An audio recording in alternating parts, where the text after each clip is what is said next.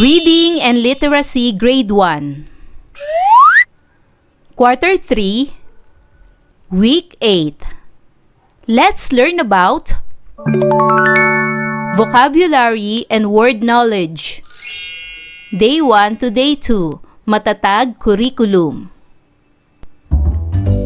Hello kids, it's me, Teacher Frel.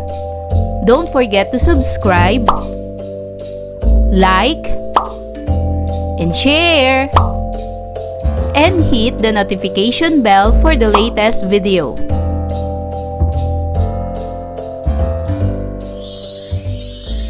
For today's lesson in Reading and Literacy 1, we will discuss about vocabulary and word knowledge. Day 1. At the end of the lesson, the learners can give the beginning and ending sound of a given word. Make new words by substituting the initial sound with another sound. Share personal experiences relevant to the topic. Describe important details from the given text. Recognize the proper eye movement in reading from left to right, top to bottom, and return sweep. Read high-frequency words in the text. And read aloud sentences with appropriate speed, accuracy, and expression following a checklist. Sinong nakatulong na sa kanilang kaibigan, kaklase, o kapitbahay? Paano kayo tumulong? Ano ang inyong naramdaman nang makatulong kayo? Ang layunin ng ating aralin sa araw na ito ay matutuhan ninyong ihiwalay ang tunog ng letra sa iba't ibang posisyon. Palitan ng mga tunog sa isang salita upang makabuo ng panibagong salita. Kilalanin ang tamang direksyon ng pagbasa. Bumasa ng mga salitang madalas gamitin. At bumasa ng mga salita ng wasto ayon sa kahulugan. Bukod dito, matututuhan din ninyong bumasa ng mga pangungusap ng may kawastuhan, angkop na bilis at wastong pagpapahayag. Basahin ang mga sumusunod na salita. Pantigin ang bawat isa sa mga salitang may kahulugan. Basahin ang kahulugan ng bawat salita at gamitin ito sa isang pangungusap. Tukuyin ang panimulang tunog at huling tunog ng bawat salita. Palitan rin ang tunog ng titik ng isang salita. Halimbawa, palitan ang tunog ng M sa salitang malasakit ng tunog na G. Anong bagong salita ang mabubuo? Ang bagong salitang mabubuo kapag pinalitan ang unang tunog ng salitang malasakit ng tunog na G, ito ay galasakit. Narito ang mga sumusunod na salita. Ang unang salita ay malasakit. Ang unang tunog ng salitang malasakit ay At ang huling tunog ng salitang malasakit ay t. Ang pantig nito ay ma-la-sa-kit. Ito ay may 4 na pantig. Ang kahulugan nito ay pagpapakita ng pag-aalala at pag-aalaga sa iba. Halimbawa, pinakita ni Juan ang kanyang malasakit sa pamamagitan ng pagtulong sa paglilinis ng parke. Pangalawang salita, komunidad. Ang unang tunog ng salitang komunidad ay k at ang huling tunog nito ay d. Ang pantig nito ay ko-mu-ni-dad. Ito ay may 4 na pantig. At ang kahulugan naman nito ay lugar kung saan sama-samang naninirahan at nagtutulungan ang mga tao. Halimbawa, masaya ang aming komunidad dahil nagtutulungan ang lahat. Pangatlong salita, pagtulong. Ang unang tunog ng salitang ito ay p at ang huling tunog nito ay ng. Dahil ito ay nagtatapos sa titik NG. Ang pantig naman nito ay pag-tu-long. Ito ay may 3 pantig. Ang kahulugan nito ay pagbibigay ng tulong o suporta sa iba. Halimbawa, si Ana ay laging nagbibigay ng pagtulong sa kanyang kapatid sa paggawa ng takdang aralin. At ang panghuling salita ay respeto. Ang unang tunog nito ay at ang huling tunog nito ay o. Ang pantig nito ay respeto. Ito ay may 3 pantig. Ang kahulugan naman nito ay pagpapakita ng paggalang sa ibang tao. Halimbawa, ipinapakita natin ang respeto sa matatanda sa pamamagitan ng paggamit ng po at opo.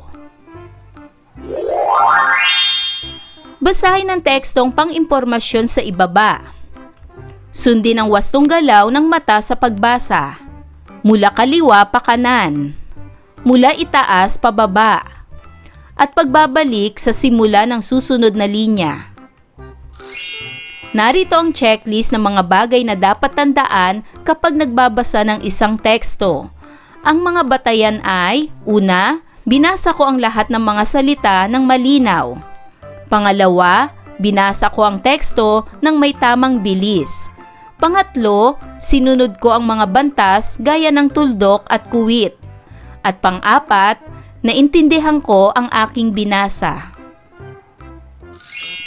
Sa pagbabasa, dapat na malinaw at tuloy-tuloy ang pagbasa ng teksto. Dapat rin na may wastong bilis at wastong pagpapahayag habang nagbabasa. Balikan din ang checklist at suriin ang iyong pagbasa.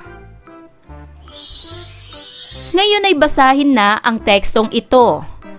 Ang pamagat ng tekstong ating babasahin ay pagmamalasakit sa kapwa at komunidad. Ang pagmamalasakit ay pagtulong at pag-aalala sa iba. Sa simpleng paraan, tulad ng pagtulong sa kaibigan o pagbibigay ng pagkain sa nangangailangan, na ipapakita natin ito. Sa ating komunidad, pwede tayong magpakita ng malasakit sa pamamagitan ng pagtulong sa paglilinis ng paligid, paggalang sa matatanda, at pagsali sa mga gawain na nakakatulong sa lahat. Kapag may malasakit ang bawat isa, nagiging mas maayos at masaya ang ating komunidad. Isang paraan ng pagtala ng mahalagang detalye sa teksto ay ang pagbilog o pagsasalungguhit ng mahalagang ideya. Ang paglalarawan ng mahalagang detalye mula sa teksto ay nangangahulugang pagtukoy at pagpapaliwanag ng mga pangunahing impormasyon na tumutulong sa mambabasa na maunawaan ang pangunahing ideya o mga pangyayari. Maaring kabilang sa mga detalyeng ito ang what o ano. Ano ang paksa ng teksto? Why? Bakit? Ano ang dahilan ng mga pangyayari or cause and effect? How? Paano? Paano nangyari? Narito ang halimbawa kung paano ilarawan ang mahalagang detalye mula sa teksto sa pamamagitan ng mga sumusunod na gabay na tanong at pagtuturo sa mga detalye sa teksto. Tanong: ano ang ibig sabihin ng pagmamalasakit? Tukuyin ang kahulugan nito na makikita sa binasang teksto. Bilugan ang kahulugan ng pagmamalasakit. Narito ang halimbawa. Bilugan natin ang kahulugan ng pagmamalasakit. Ang pagmamalasakit ay pagtulong at pag-aalala sa iba. Tanong: paano natin maipapakita ang malasakit sa komunidad? Magbigay ng halimbawa na nabanggit sa teksto. Balikan ang teksto at hanapin ang mga sagot. Salungguhitan ang sagot sa teksto. Halimbawa, paano natin maipapakita ang pagtulong sa ating komunidad? Narito ang mga halimbawa. Sa pamamagitan ng pagtulong sa paglilinis ng paligid, paggalang sa matatanda, at pagsali sa mga gawain na nakakatulong sa lahat. Tanong: ano ang mangyayari sa komunidad kapag lahat ay may malasakit? Tukuyin ang sagot sa teksto. Sa lungguhitan ang sagot. Narito ang halimbawa. Kapag may malasakit ang bawat isa, nagiging mas maayos at masaya ang ating komunidad. Ngayon naman, ibahagi ang inyong sariling karanasan tungkol sa pagpapakita ng pagmamalasakit sa komunidad. Narito ang mga halimbawang tanong. Alin sa mga sinalungguhitan natin ang inyong ginagawa upang magpakita ng pagmamalasakit sa ibang tao? Ano ang inyong dapat gawin simula ngayon upang magpakita ng pagmamalasakit sa iba? Ngayon naman, para sa pangkatang gawaing ito, bumuo ng 3 grupo. Gawin ang pagsasanay sa pagbasa ng teksto ng magkakasama. Pagkatapos, bilugan ang mga salitang nahihirapan kayong basahin. Narito ang mga sumusunod na estratehiya kapag nahihirapan kayong basahin ang isang salita. Una, tingnan ang unang letra ng salita. Pangalawa, bigkasin ang tunog ng unang letra. Pangatlo, subukang bigkasin ang tunog ng mga kasunod na letra na nakatuon sa isang letra sa bawat pagkakataon. Pang-apat, dahan-dahang pagsamahin ang mga tunog. At pang-lima, bigkasin ang pinagsamang tunog ng may kaunting bilis. Ngayon ay gawin na natin ang gawain bilang isa. Panuto, basahin ang teksto. Bilugan ang mga salitang mahirap basahin. Mag-ensayo sa pagbabasa. Lagyan ng check ang mga batayang nagawa. Basahin muli ang tekstong ating binasa kanina. Pagmamalasakit sa kapwa at komunidad. Ang pagmamalasakit ay pagtulong at pag-aalala sa iba. Sa simpleng paraan, tulad ng pagtulong sa kaibigan o pagbibigay ng pagkain sa nangangailangan, na ipapakita natin ito. Sa ating komunidad, pwede tayong magpakita ng malasakit sa pamamagitan ng pagtulong sa paglilinis ng paligid, paggalang sa matatanda, at pagsali sa mga gawain na nakakatulong sa lahat. Kapag may malasakit ang bawat isa, nagiging mas maayos at masaya ang ating komunidad. Ngayon naman, suriin ang inyong ginawang pagbasa gamit ang checklist na tinalakay kanina. Iguhit ang masayang mukha o malungkot na mukha. Para naman sa susunod na gawain, basahin ang teksto at sagutin ang mga sumusunod na katanungan. Bilugan ang letra ng tamang sagot. Una, ano ang ibig sabihin ng pagmamalasakit ayon sa binasa? A. Pagtulong at pagpapahinga. B. Pagtulong at pag-aalala sa iba. Ano ang tamang sagot?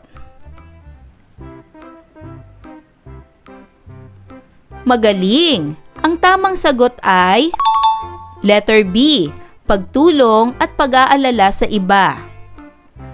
Pangalawang tanong, alin sa mga sumusunod ang halimbawa ng pagmamalasakit? A. Pagbibigay ng pagkain sa nangangailangan. B. Pagsigaw sa matatanda. Ano ang tamang sagot?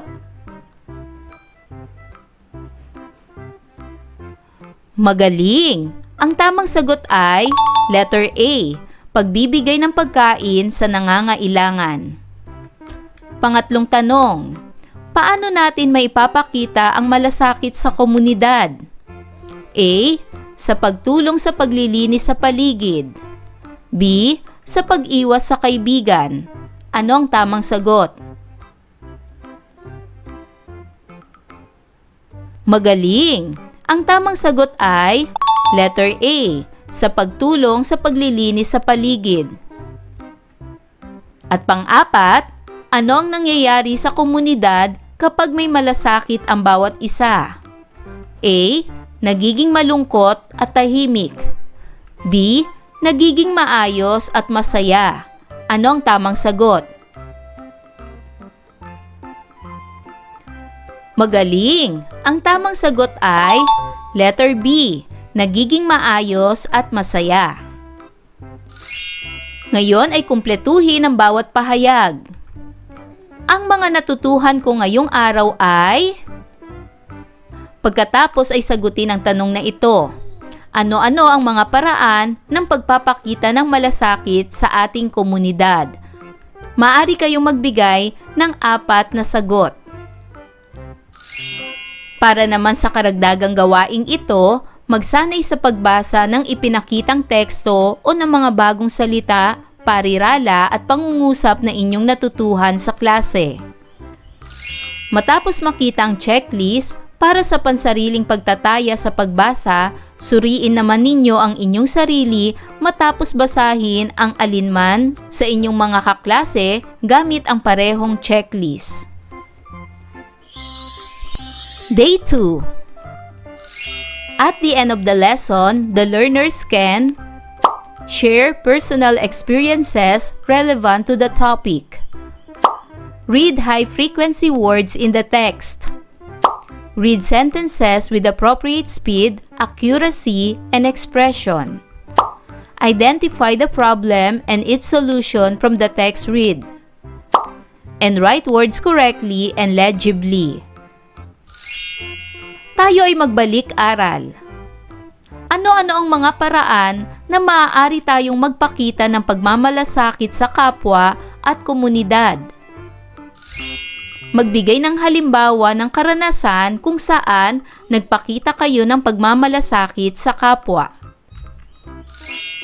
Ang layunin ng ating aralin sa araw na ito ay matutuhan ninyong tukuyin ang suliranin at solusyon sa isang binasang teksto. Bukod dito, matututuhan din ninyong bumasa ng mga pangungusap ng may kawastuhan, angkop na bilis at wastong pagpapahayag at magsulat ng sarili ninyong mga ideya tungkol sa paksa. Basahin ang mga sumusunod na susing salita ng 3 beses. Malasakit. Komunidad. Pagtulong. Respeto. Malasakit. Ito ay pagpapakita ng pag-aalala at pag-aalaga sa iba.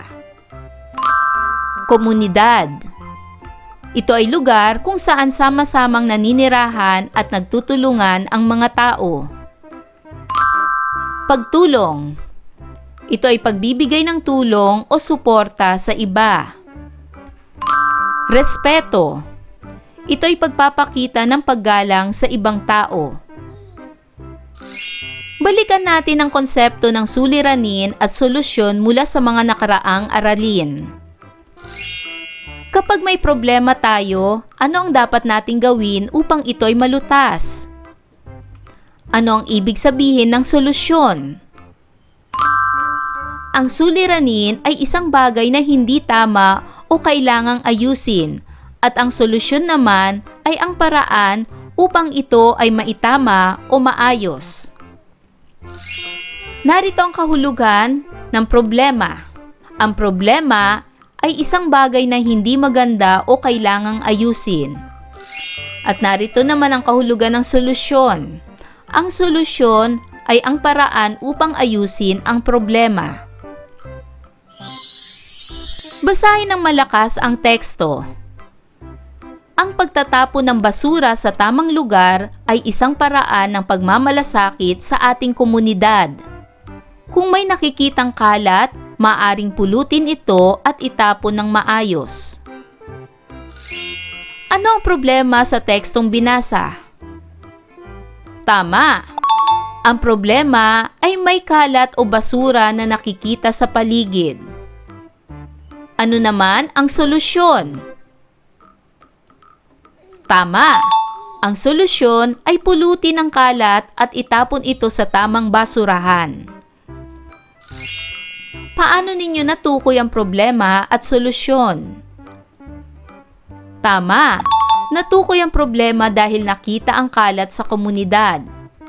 Natukoy naman ang solusyon dahil alam natin na ang tamang pagtatapon ng basura ay nakatutulong sa kalinisan at pagmamalasakit sa komunidad. Narito ang chart ng problema at solusyon at punan ito. Batay sa ating binasang teksto, ang problema ay may kalat. At ang solusyon dito ay pulutin ito at itapon ng maayos. Basahin natin ang bawat sitwasyon. Maaaring ulitin ninyo ang pagbasa upang lalong maunawaan ang teksto. Narito ang mga gabay na tanong na sasagutin matapos basahin ang bawat teksto. Ano ang problema sa teksto? Ano ang solusyon? Paano ninyo ito natukoy? Pagkatapos, isulat ang inyong mga sagot sa chart ng problema at solusyon. Umpisahan na natin mga bata. Basahin ang unang teksto. Maraming basura ang naiwan sa parke matapos ang picnic. Tumulong ang mga bata na maglinis ng paligid upang maging maayos ito. Ano ang problema sa tekstong ating binasa? Tama! Ang problema ay maraming basura ang naiwan sa parke matapos ang picnic. Ano naman ang solusyon? Tama! Ang solusyon ay tumulong ang mga bata na maglinis ng paligid upang maging maayos ito. Paano ninyo ito natukoy? Natukoy ito sa teksto dahil malinaw na binanggit ang problema na maraming basura ang naiwan sa parke matapos ang picnic at ipinahayag din ang pagtulong ng mga bata na maglinis ng paligid bilang solusyon. Pangalawang teksto. Nasira ang gripo sa paaralan at tumulo ang tubig. Agad na ipinagbigay alam ito sa guro para maayos. Ano ang problema sa ating binasang teksto? Tama! Ang problema ay nasira ang gripo sa paaralan at tumulo ang tubig. Ano naman ang solusyon? Tama! Ang solusyon ay agad na ipinagbigay alam sa guro para ito ay maayos. Paano ninyo ito natukoy? Natukoy ito sa teksto dahil malinaw na binanggit ang problema na nasira ang gripo sa paaralan at tumutulo ang tubig. At bilang solusyon, agad na ipinagbigay alam ito sa kanilang guro. Pangatlong teksto. May mga pusa at aso sa barangay na nagkalat ng basura mula sa mga basurahan. Maglagay ng takip sa basurahan upang hindi ito maikalat ng mga hayop. Ano ang problema sa ating binasang teksto? Tama! Ang problema ay nagkalat ang basura mula sa mga basurahan dahil sa mga pusa at aso sa barangay. Ano naman ang solusyon? Tama! Ang solusyon ay maglagay ng takip sa basurahan upang hindi maikalat ng mga hayop. Paano ninyo ito natukoy? Natukoy ito sa teksto dahil malinaw na binanggit ang problema na may mga pusa at aso na nagkalat ng basura sa mga basurahan. At bilang solusyon, ipinahayag din na maglagay ng takip sa basurahan upang hindi ito maikalat ng mga hayop. Pang-apat na teksto. Nagkulang ang mga upuan sa barangay hall tuwing may meeting. Nagdala ng mga ekstrang upuan ang mga kapitbahay para magamit ng lahat. Ano ang problema sa tekstong ating binasa? Tama! Ang problema ay nagkulang ang mga upuan sa barangay hall tuwing may meeting. Ano naman ang solusyon? Tama! Ang solusyon ay nagdala ng mga ekstrang upuan ng mga kapitbahay para magamit ng lahat. Paano ninyo ito natukoy? Natukoy ito sa teksto dahil malinaw na binanggit ang problema na nagkukulang ang mga upuan sa barangay hall tuwing may meeting at bilang solusyon, nagdala ng mga ekstrang upuan ng mga kapitbahay para magamit ng lahat. Maaari kayong gumamit ng mga simpleng pangungusap upang ipakita ang problema at solusyon. Huwag kalimutan na ang problema ay isang bagay na hindi maganda o kailangang ayusin at ang solusyon naman ay ang paraan para ayusin ito.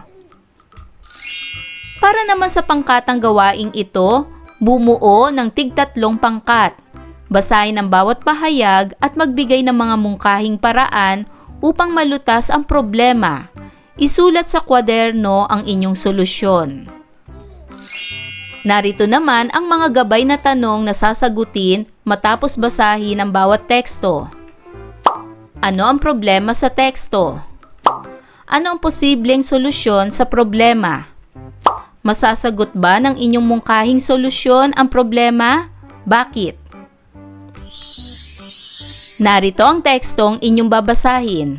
Una, madalas ang baha sa barangay tuwing umuulan dahil sa baradong kanal. Ano ang problema sa teksto? Tama! Ang problema ay madalas ang baha sa barangay tuwing umuulan. Ano ang posibleng solusyon sa problema?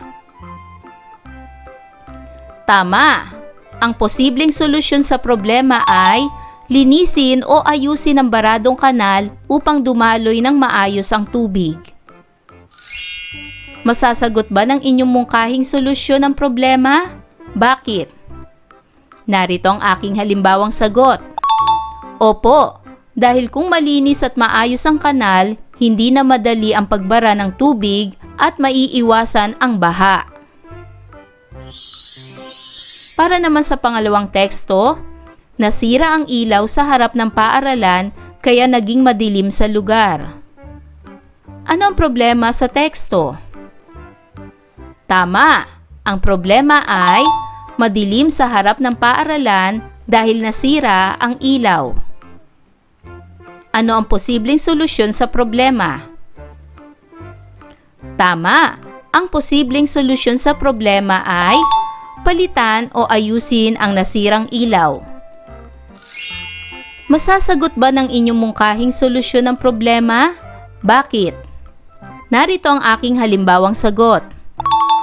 Opo, dahil kung maayos ang ilaw, magiging maliwanag muli ang lugar at ligtas para sa lahat. Ngayon naman ay kumpletuhin ang pahayag at sagutin ang mga tanong. Ang mga natutunan ko ngayong araw ay: ano ang problema? Paano ito matutukoy sa teksto? Ano ang solusyon? Paano ito matutukoy sa teksto? Para naman sa gawaing ito, basahing maigi ang mga sumusunod na pangyayari. Piliin ang tamang solusyon sa problema. Una, may mga bata sa komunidad na walang maayos na sapatos para pumasok sa paaralan. Ano ang tamang solusyon para sa problemang ito? A. Nag-organisa ang barangay ng donasyon para makapagbigay ng sapatos sa nangangailangan. B. Namigay ang barangay ng pagkain sa mga tao. Ano ang tamang sagot?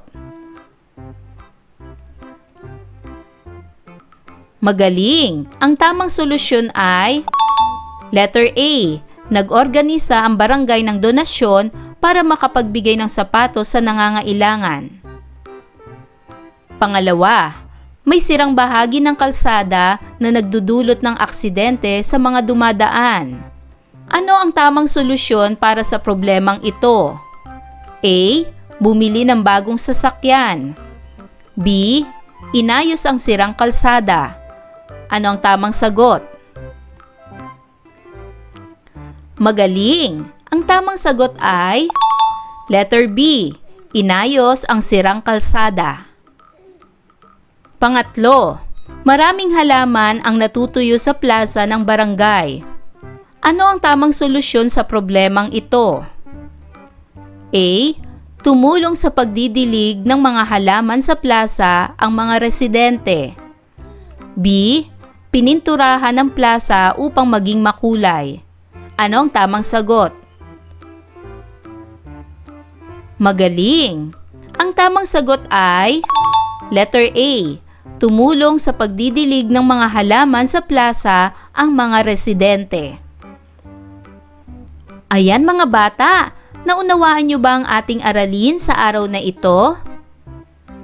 Kung ganon, magaling! Mga bata, sana'y marami kayong natutunan sa ating aralin. Hanggang sa susunod na video lesson, paalam! Thanks for watching!